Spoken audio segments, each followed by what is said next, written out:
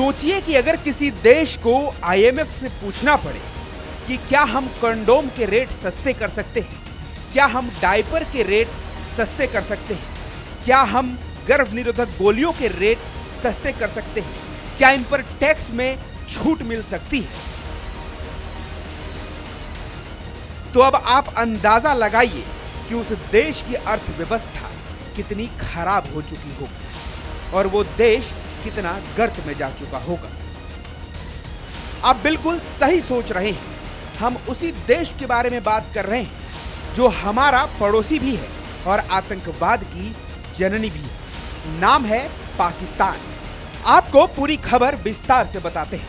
पाकिस्तान के प्रधानमंत्री शहबाज शरीफ को सस्ते कंडोम और अन्य गर्भ निरोधक सामग्री की उम्मीद में अंतर्राष्ट्रीय मुद्रा कोष यानी आईएमएफ से बड़ा झटका लगा है।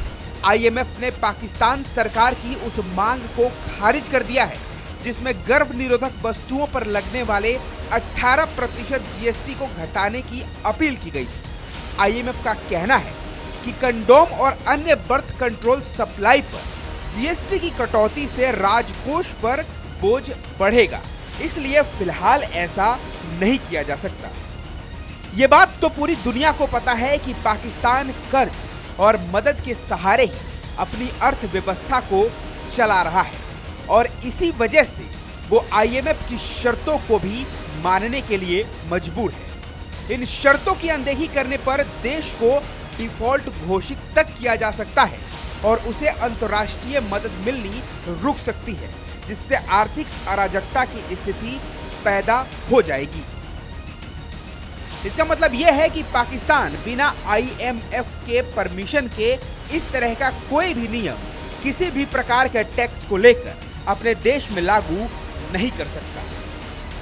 पाकिस्तान अपनी डामाडोल अर्थव्यवस्था को संभालने के लिए आईएमएफ के सहारे है, जिसमें 37 महीने की एक्सीडेंट फंड फैसिलिटी और रेजिलेंस एंड सस्टेनेबिलिटी फैसिलिटी के तहत हालिया कर्ज शामिल है। इन कर्जों का मकसद विकास, राजकोषीय स्थिरता लाना और जलवायु परिवर्तन से होने वाले नुकसान को कम करना है। आईएमएफ बेलआउट पैकेज के तहत पाकिस्तान को अब तक करीब 3.3 अरब डॉलर जारी कर चुका है। कुछ समय पहले ही पाकिस्तान के लिए 1.2 अरब डॉलर की राशि मंजूर की गई थी। पाकिस्तान को आईएमएफ का यह बेलआउट पैकेज सख्त शर्तों के साथ मिल रहा है, जिसमें शासन में सुधार, राजस्व बढ़ाने और भ्रष्टाचार रोधी कदमों पर जोर दिया गया है। शहबाज शरीफ के निर्देश पर पाकिस्तान के फेडरल बोर्ड ऑफ रेवेन्यू यानी एफबीआर ने गर्भ निरोधक वस्तुओं से 18% जीएसटी तुरंत हटाने के लिए आईएमएफ से औपचारिक मंजूरी मांगी थी। पाकिस्तानी अखबार द न्यू इंटरनेशनल और जियो न्यूज के अनुसार आईएमएफ अधिकारियों ने साफ कह दिया है कि मौजूदा बेलआउट प्रोग्राम के बीच कोई भी टैक्स छूट संभव नहीं है।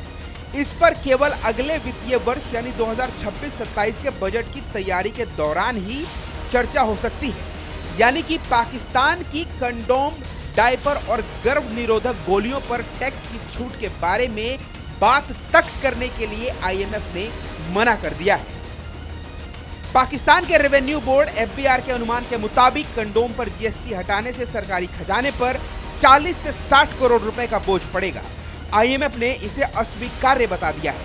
यह पाकिस्तान के लिए बड़ा झटका है, खासकर तब जब पाकिस्तान मौजूदा वित्त वर्ष में 13.979 खरब पाकिस्तानी रुपए के संशोधित राजस्व टारगेट को हासिल करने के लिए जूझ रहा है।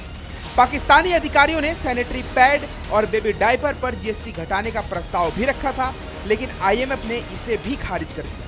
वॉशिंगटन डीसी स्थित आईएमएफ ने चेतावनी दी कि ऐसी रियायतें टैक्स अनुपालन को मुश्किल बना सकती हैं और तस्करी को बढ़ावा दे सकती हैं।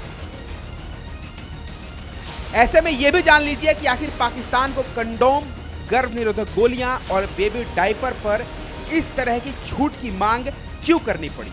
यह फैसला ऐसे समय में आया है जब पाकिस्तान की जनसंख्या वृद्धि दर 2.55% है, जो दुनिया में सबसे ऊंची दरों में से एक है। पाकिस्तान की आबादी में हर साल करीब 60 लाख लोग जुड़ रहे हैं। गर्भ निरोधक महंगे बने रहने से पाकिस्तान के परिवार नियोजन की कोशिशों को झटका लग सकता है और स्वास्थ्य व शिक्षा जैसी सार्वजनिक सेवाओं पर अतिरिक्त दबाव पड़ सकता है। फिलहाल इस खबर में इतना ही। आप ये खबर रिपब्लिक भारत के डिजिटल प्लेटफॉर्म पर देख रहे थे। अगर आपको ये खबर पसंद आई हो तो इस खबर को लाइक कीजिए, इस खबर पर अपनी राय कमेंट कीजिए और इसके साथ ही चैनल को सब्सक्राइब करना बिल्कुल ना भूलें। खबर को ज्यादा से ज्यादा शेयर जरूर करें।